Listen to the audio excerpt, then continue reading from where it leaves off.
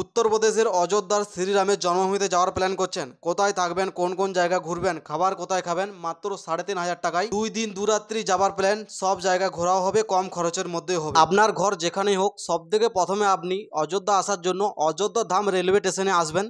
তারপর আপনি হোটেলে রুম নেওয়ার জন্য যাবেন। যদি আপনি 200 থেকে 500 টাকার মধ্যে সিঙ্গেল রুম বেড চান, তাহলে দুটি মাত্র হোটেলে অ্যাভেলেবেল আছে। সব থেকে প্রথম হচ্ছে বিল্লা ধর্মশালা, তারপরে হচ্ছে শ্রীরাম প্রতীক নিবাস। বিল্লা ধর্মশালায় আপনি হল রুম পেয়ে যাবেন, যেখানে সিঙ্গেল বেডশিট আপনাকে দিয়ে দেওয়া হবে এবং হল রুমে আপনারা ঘুমাতে পারেন। কিন্তু সেখানে আপনাদের জিনিসপত্র সেফটিতে থাকবে না, আপনাদের কোনো লকার থাকবে না, আপনাকে জিনিসপত্র নিয়ে ঘুমাতে হবে নিচে। এর থেকে ভালো আর 300 টাকা এক্সট্রা দিয়ে 500 টাকাতে আপনি শ্রীরাম প্রতীক নিবাসে ভালো বেড পেয়ে যাবেন, সিঙ্গেল রুম পেয়ে যাবেন, সিঙ্গেল বেড পেয়ে যাবেন। যদি আপনাদের বাজেট একটু বেশি হয়, তাহলে আপনারা শ্রীরাম হোটেল নির্মলা প্যালেস, যেখানে পার নাইট 1800 থেকে 2000 টাকার মধ্যে double bed with deluxe toilet with AC, আপনারা আপনাদের বাজেট অনুসারে হোটেলে চলে যাবেন। আমি এখানে যেসব হোটেলের নাম বললাম, সব হোটেল কিন্তু রাম মন্দির থেকে 100 মিটার থেকে 600 মিটারের মধ্যে। হোটেলে এসে আধ থেকে 1 ঘন্টা ফ্রেশ হয়ে নিন, কারণ আপনি অনেকটা জার্নি করে আসলেন। তারপর চান টান করে আবার বেরিয়ে পড়ুন। প্রথম দিন কিন্তু রাম মন্দির যাবেন না, তার পরের দিন রাম মন্দির যাবেন।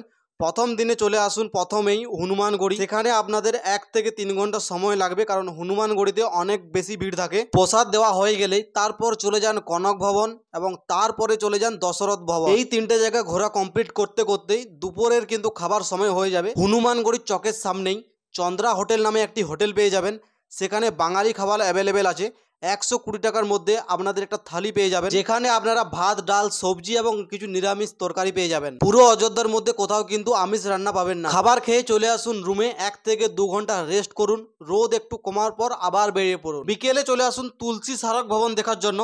তারপর চলে যান মেন রোড, যেখানে টোটো চলাচল হয়, বাস চলাচল হয়, সেখানে টোটোতে চেপে চলে আসুন লতা মঙ্গেশকর চক। সেখানে ভালোভাবে ঘোরাঘুরি করে ফটো তুলে একটু সন্ধ্যা নামা মাত্রই, মানে 6:30 6:45 এরকম টাইমে নেয়াঘাট, সরাইও ঘাট ও গুপ্তার ঘাট, এই 3টা ঘাট পাশাপাশি আছে, সেখানে আরতি দেখার জন্য চলে আসুন। গুপ্তার ঘাটে আরতি দেখার জন্য যে ভিড়টা এবং করার জন্য যে ভিড়টা, সেটা কিন্তু একটু বেশি হয়, সেই কারণে নেয়াঘাট ও সরাইও ঘাট ছেড়ে কিন্তু গুপ্তার ঘাট চলে আসুন এবং নদীর ধারে চা খেতে খেতে ঠান্ডা ঠান্ডা বাতাসে আরতির মজা নিন এবং নিজের মনের ইচ্ছে বলে প্রদীপ জলে ভাসান। আরতি কমপ্লিট হতে হতে প্রায় 7:30 8টা বেজে যাবে, কারণ 7টাতেই আরতি স্টার্ট হয়। এবং আরতি দেখা কমপ্লিট হওয়ার পর আপনি টোটো চেপে আবার গুরুদ্বারে চলে যান, যেখানে পাঞ্জাবিদের সাথে খাবার খান। এই খাবার কিন্তু সম্পূর্ণ ফ্রিতে। তারপর 9টার মধ্যে আপনি নিজের রুমে চলে আসুন এবং ঘুমিয়ে দিন, কারণ কাল সকাল তাড়াতাড়ি লাইন দিতে হবে রাম মন্দিরের জন্য। তারপর দিন সকাল 4টা থেকে 4:30টার মধ্যে উঠে রাম মন্দির যাওয়ার জন্য লাইন দিয়ে দেন এবং জুতা, জামা প্যান্ট, মোবাইল সবকিছু লকারের মধ্যে রেখে রাম মন্দির ঘুরে আসুন। রাম মন্দির পুরা কমপ্লিট ঘুরে আসার পর